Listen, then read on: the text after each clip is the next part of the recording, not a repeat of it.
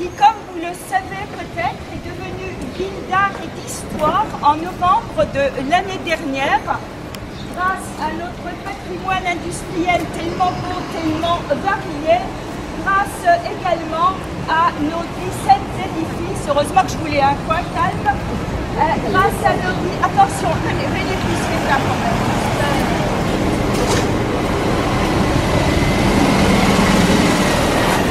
Grâce à nos 17 édifices classés ou inscrits monuments historiques. Alors je crois que tout le monde n'est pas de Mulhouse, il y a des personnes qui viennent de Marseille, voilà. Donc je vais vous donner quelques renseignements généraux sur Mulhouse pour vous le situer un petit peu globalement. Et après je vous ferai un survol historique en vous citant les grands événements et vous comprendrez ainsi mieux après les différentes explications des édifices. Voilà. Alors Mulhouse est donc la sous-préfecture du Haut-Rhin, située sur deux cours d'eau qui ont joué un rôle très important, l'île Idosel et l'Adeler, et qui compte environ 112 000 habitants, mais 234 000 avec la banlieue. Mulhouse est le troisième port fluvial à l'intérieur de la France, après Paris et Strasbourg. Et cette ville a une fonction européenne et une ouverture sur le monde pour de multiples raisons. Déjà par sa situation au confluent de la Suisse, de l'Allemagne et de la France, par son aéroport qui en fait est un Euro-Airport, puisqu'il concentre les activités des trois pays. Et nous sommes la seule ville à avoir un aéroport international qui est en voie de devenir le pôle mondial de la maintenance aéronautique.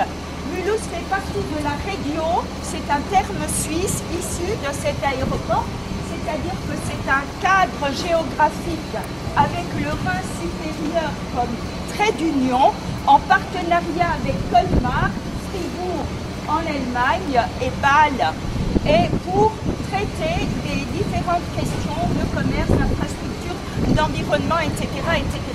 Nous avons accueilli il y a 2 ans le TGV Est. Nous accueillerons, c'est sûr, maintenant, dans 2 ans également, le TGV Rhin-Rhône. Mulhouse sera alors placé sur les 2 grands axes européens, Hambourg, Barcelone, Londres, Budapest.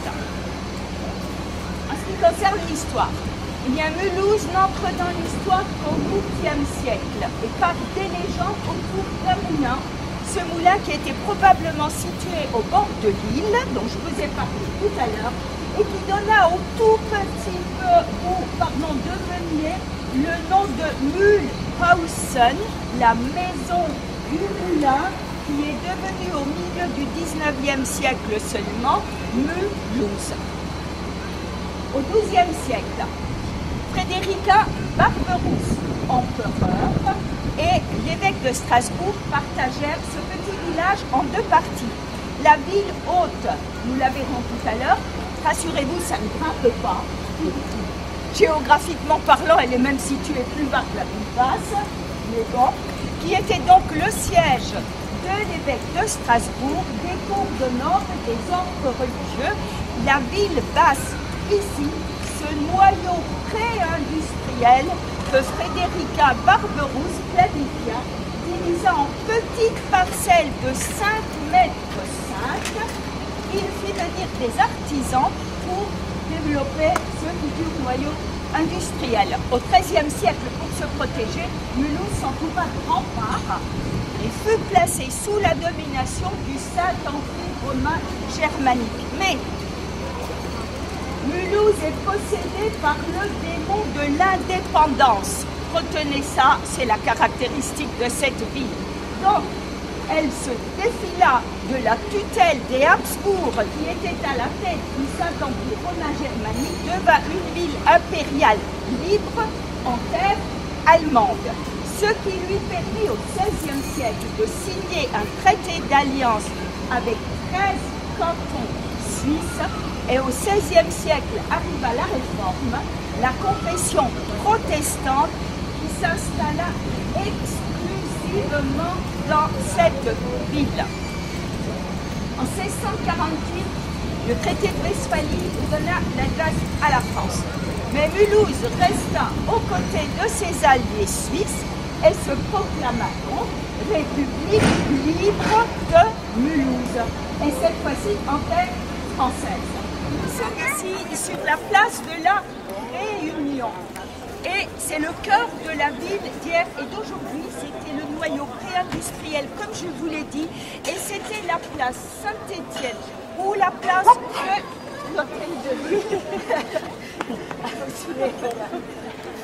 Ou la place de l'hôtel de ville jusqu'à ce fameux 15 mars 1798 où Mulhouse fêta ici son union à la France et cette place est devenue la place de la Réunion.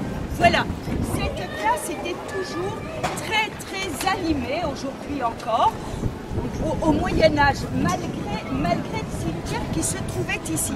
Tout ce qui comptait dans la vie se passait ici. Les grandes foires, bien sûr, pour vendre nos indiennes, les sentences juridiques, les serments des bourgeois et la mise au pilori. Vous savez ce que c'est un pilori? C'était une tourelle où on exposait les délinquants. Regardez ces maisons où il y a juste de la place pour 2 fenêtres à la façade. Eh bien voilà le fruit du morcellement. Vous êtes dans mon dos, vous m'entendez? C'est le fruit du morcellement de Frédéric A. Barberousse. Voilà le résultat des 5,5 m. Ce sont des maisons étroites, mais très longues. Et en bas, vous aviez ou la boutique du commerçant ou l'atelier de l'artisan avec très souvent une cave et une étable en plus. Donc toutes les ventes se faisaient sur cette place, dehors. Les gens ne pouvaient pas entrer, c'est trop petit, sur des étals ou des étangs, on peut dire les deux. Donc vous voyez l'animation.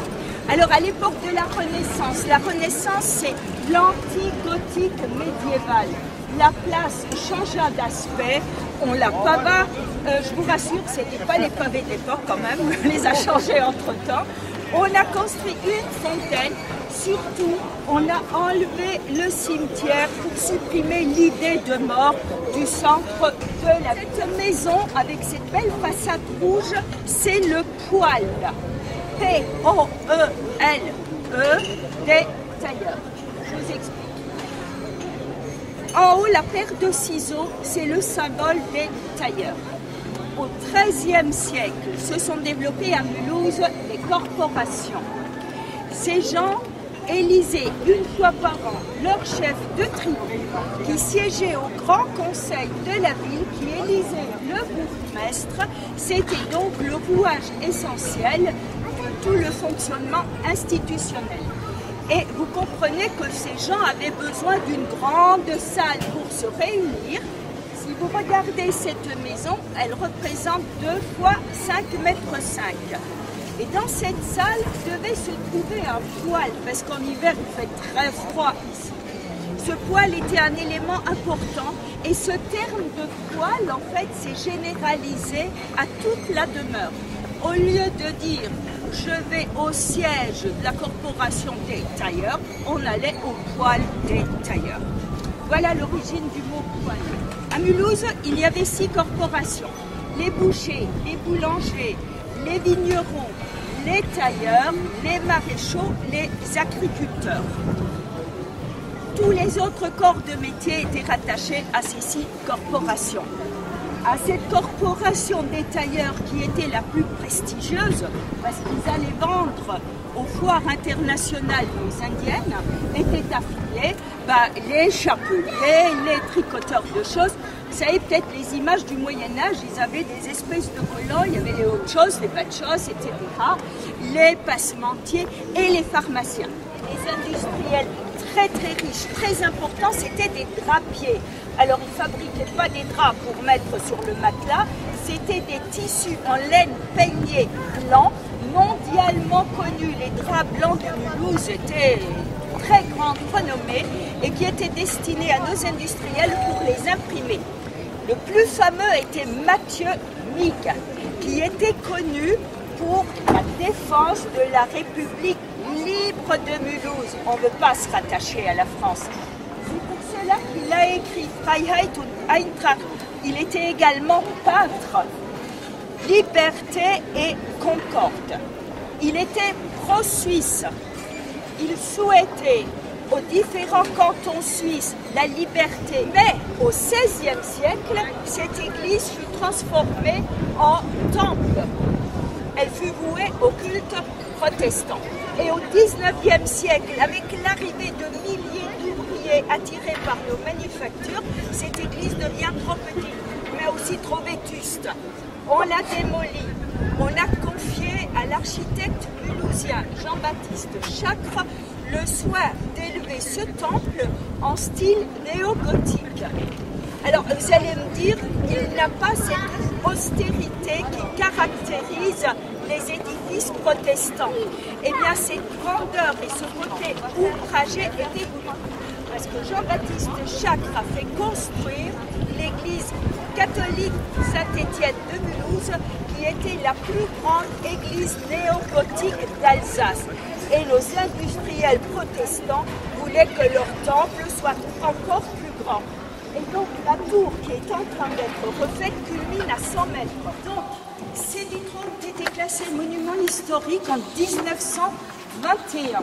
Ce sont des témoins très très fidèles de la réalisation des vitraux du XIVe siècle, également l'utilisation des couleurs qui étaient essentiellement des couleurs minérales. L'antimoine pour le jaune, le vert pour le fer, le cobalt pour le bleu, le manganèse pour le violet, etc., etc., avec une précision qui est très remarquable. On peut les diviser en 5 grands groupes. Le premier groupe, le plus important, ce sont les 5 vitraux ici et les 2 premiers par là. Les maîtres verriers de ces vitraux se sont inspirés d'un manuscrit d'un moine dominicain de Strasbourg qui s'appelait Ludolphe de Saxe et qui a intitulé son manuscrit le Speculum Humanae Salvationis, ce qui veut dire le miroir du salut, du genre humain bien sûr. Autrement dit, c'est l'œuvre de la rédemption du Nouveau Testament. Mais il s'est également inspiré de l'Ancien Testament, des livres apocryphes, des légendes catholiques, des traditions orales rabbiniques, etc., etc. Alors, il ne faut pas voir ça avec nos considérations de catholiques, de protestants ou autres. Il faut se replonger dans le mysticisme médiéval pour comprendre l'agencement des scènes. Les personnages principaux se trouvent dans les lancettes du milieu, c'est-à-dire dans la colonne du milieu, et toutes les autres scènes destinées à annoncer, à compléter, à préfigurer les scènes principales se trouvent à gauche et à droite. Deuxième grand groupe, les 2 vitraux qui suivent, qui représentent dans la partie supérieure la lutte entre les vertus et les vices. Ça, c'était très courant au Moyen-Âge. Mais il y a un petit détail, c'est que les vertus sont des personnages ternes et tristes. Et les vices sont de belles jeunes filles aux cheveux blonds déployés. Alors, c'est peut-être un penchant, une tendance vers les mauvais penchants, j'en sais rien. Dans les parties inférieures, ce sont les œuvres de la miséricorde. Donc, par exemple, le courage, terrasse, et vous voyez peut-être le bâton, vous voyez ce bâton, ces tiges, terrasse, la lâcheté, etc., etc. Il y en a 6. Le 3e groupe, si on peut dire ainsi, c'est un vitrail tout seul qui représente des portraits de saints, on ne sait pas trop quels saints, et les armoiries et des contes de Ferretta. Il est fort dommage qu'on ne puisse pas monter, mais il faudrait une demi-journée pour analyser le tout, et je vous assure que la fidélité aux différents documents est remarquable. Vous avez des détails qui vous vont droit au cœur. Par exemple, le juge hébreu qui a tué le roi des Moabites. Le roi des Moabites était gras et gros, immense. Le juge était gaucher, et dans le vitrail, le juge tient l'épée du bras gauche, effectivement, il l'enfonce dans le ventre du roi des Moabites, et on voit la graisse qui monte le long du sabre jusqu'à la garde. Je vous assure, il y a des détails, c'est plus que croustillant.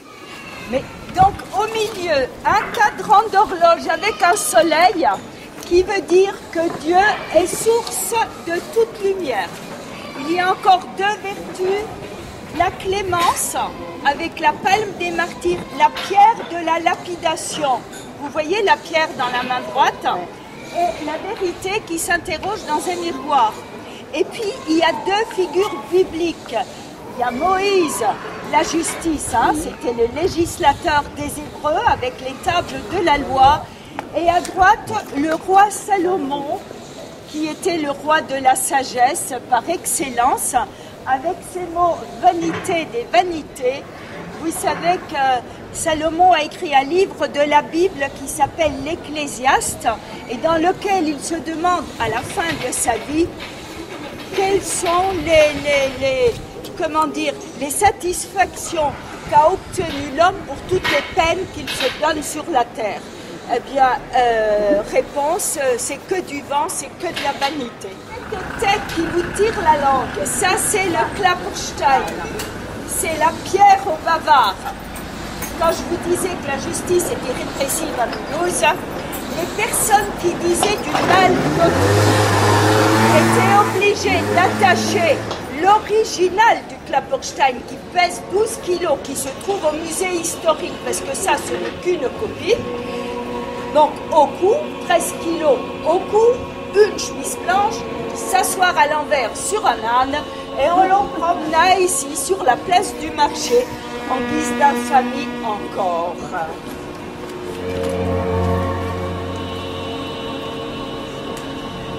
Eh bien, je tenais absolument à vous montrer cette maison. C'est pratiquement l'unique maison à colombage réelle, authentique à Mulhouse. Alors, vous avez vu qu'à Mulhouse, il n'y a pratiquement pas de maison à colombage. Il y a deux explications. Mulhouse n'avait et n'a toujours qu'une forêt. Les gens préféraient donc prendre le bois comme élément de chauffage. Et deuxièmement, Mulhouse était de tout temps une cité sûre. Mulhouse était entourée de deux remparts de 6 mètres de haut, doublés de 3 fossés remplis d'eau de l'île.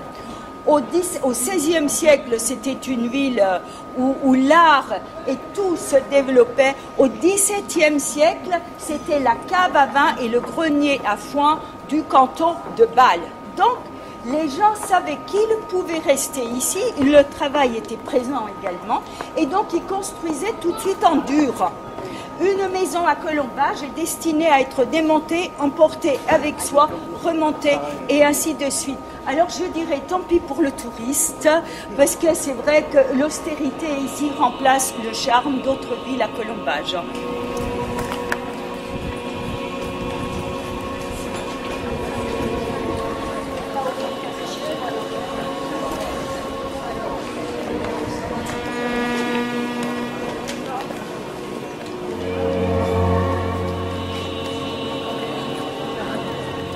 Voilà, nous sommes ici rue Henriette. Et cette rue fait la jonction entre la ville basse, comme je vous l'ai dit tout à l'heure, la ville haute qui va commencer ici. Tout de suite, vous voyez que ça ne grimpe pas du tout. C'était une ville qui était déjà mentionnée au XIIIe siècle, qui avait toujours un cachet commerçant. Mais elle s'appelait la rue des Écoles. Il y avait ici 2 écoles communales. Le 15 mars 1798 est né dans la maison où il y a les géraniums là-bas, vous voyez, et puis il y a une plaque. Une petite fille qu'on appela Henriette. Donc elle est née pendant que Mulhouse fêta là-bas son union à la France, et en son honneur, eh ben, on appela cette rue la rue Henriette. Mais une anecdote raconte.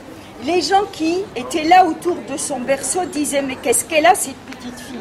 Elle ne crie pas comme les autres. » Eh bien oui, elle criait en français. Fini l'Alsacien, hein? Voilà. Et ici, voilà le poêle des vignerons. Maintenant que vous savez ce que c'est qu'un poêle, avec cette fameuse peinture de la Renaissance mulhousienne, avec toujours les fenêtres de style Renaissance. Et à ces vignerons étaient affiliés les instituteurs, les pasteurs et les médecins. Parce qu'ils aimaient peut-être boire un bon coup, j'en sais rien, pourquoi pas. Mais c'était des gens vénérables. Et les vignerons, on les saluait très très bas aussi. Parce que c'était des gens très très riches. La colline, le Rehberg, qui se trouve derrière la gare, était entièrement recouverte de vignes. Et comme je vous l'ai laissé entendre tout à l'heure, Mulhouse vendait son vin au canton de Bâle et retirait un joli petit bénéfice.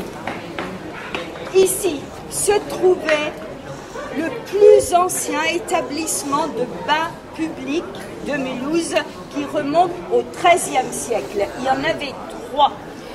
Tous les 3 avaient une partie officieuse qui s'appelait une maison de tolérance. Et la maison de tolérance, c'était le bordel de l'époque, qui bien sûr, les 3 ont été fermés par la réforme. À votre droite, le plus ancien sex shop de France, tenu par Lucien, qui regrette qu'Internet lui ait conféré 30 de concurrence. Ça fait partie du patrimoine.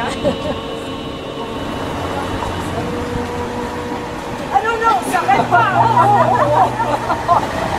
C'est ma faute, c'est pas je vais poser des questions.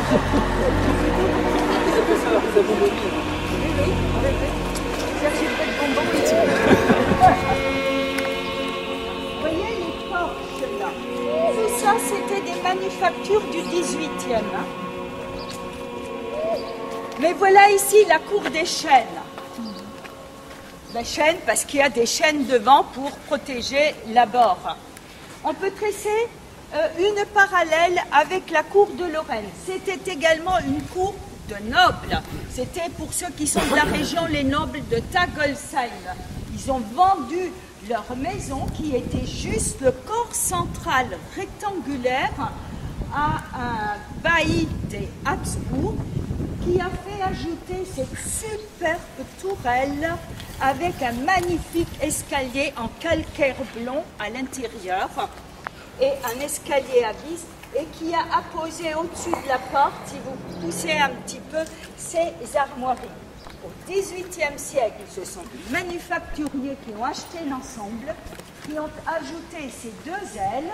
Donc au XIXe siècle, c'était des particuliers qui habitaient là, mais comme pour les autres maisons, les particuliers ne pouvaient plus entretenir ces maisons, c'était trop cher, c'était trop grand. Alors il y avait 2 issues pour ces cours de nobles, soit elles se dégradaient et on les détruisit carrément, soit il y avait un ou plusieurs éléments artistiques ou historiques qui ont été classés monuments historiques, qui ont retenu le plus grand savant probablement de tous les temps, Jean-Henri Lambert, qui est mulhousien. C'est un mathématicien, physicien, un astronome, un philosophe, un correspondant, un géographe. Messieurs, je ne sais pas, vous connaissez peut-être les cartes Lambert qui sont encore utilisées dans l'État, voilà, dans l'armée. Eh ben, c'est lui. Il a également mis au point, enfin découvert plutôt les solstices d'été et les solstices d'hiver. C'est le père de la photométrie, c'est le père de la géométrie non euclidienne. C'est lui qui a démontré 3,14. Pourquoi il ne se terminait jamais? On le sait tous, mais pourquoi? Etc., etc. Sans faire d'études. À 13 ans, il devait aider ses parents. Et le plus intéressant pour moi, c'est ça, c'est le royaume mulhousien. Quand je vous dirais qu'il était frondeur, et bien regardez la fronde. Le voilà. Ça a été inspiré d'une œuvre de Delacroix, je crois, La liberté qui guide le peuple. Est-ce qu'il y a des questions?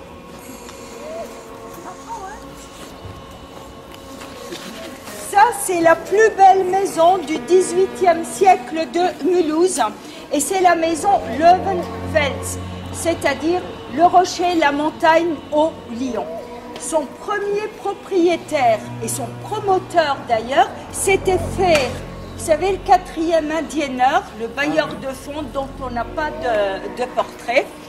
Et lorsqu'il est mort, sa veuve a épousé un Schlumberger. Ça, c'est un nom qui est connu dans le monde entier. Alors, ils ont cherché dans les registres de Mulhouse une famille Löwenfels. Ah, et il n'y en a pas.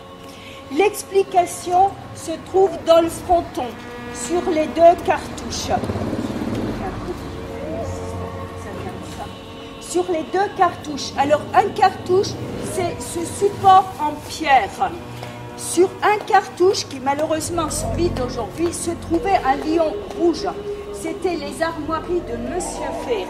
À côté, il y avait une colline avec 3 épis de blé. C'était les armoiries de Madame Fer, ce qui donne la colline au lion.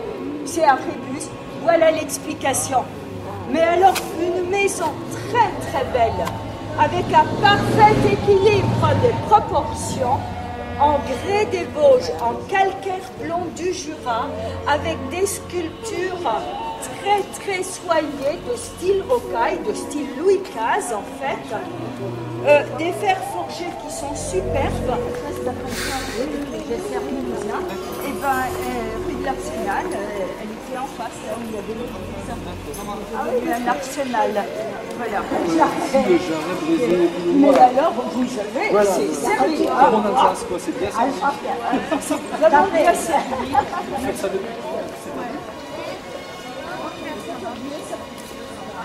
La retraite.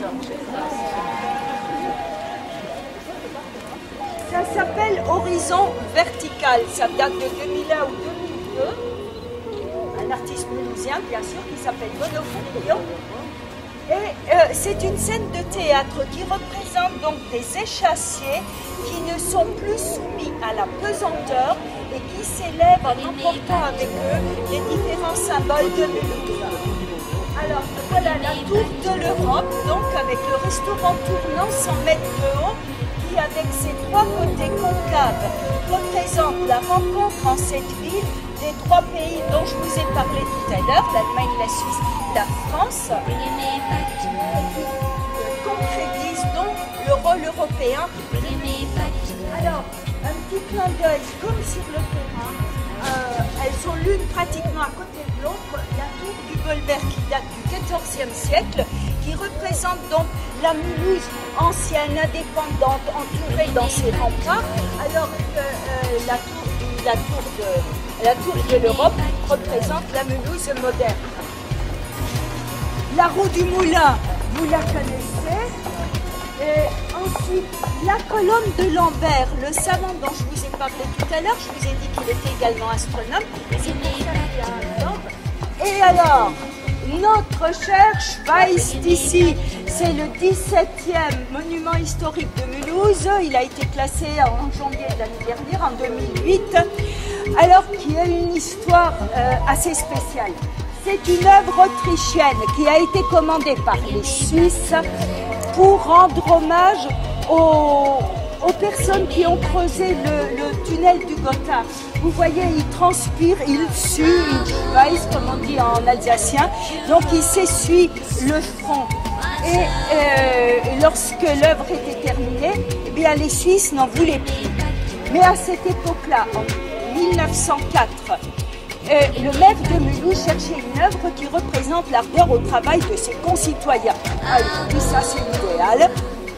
Il l'a planté au milieu de la place de la République, mais, un problème, il n'a qu'un cache-sexe. Et son volumineux postérieur gênait les pieuses paroissiennes qui allaient au temple. Alors on l'a tourné un petit peu, mais ça n'allait pas, parce qu'après c'était les employés de l'hôtel de ville qui étaient déconcentrés. Alors le maire a dit, écoutez, j'en ai assez de régler des histoires de cul, c'est lui qui l'a dit, je ne fais que répéter, et on l'a mis au parc du Tivoli, où son arrière est bien entaché.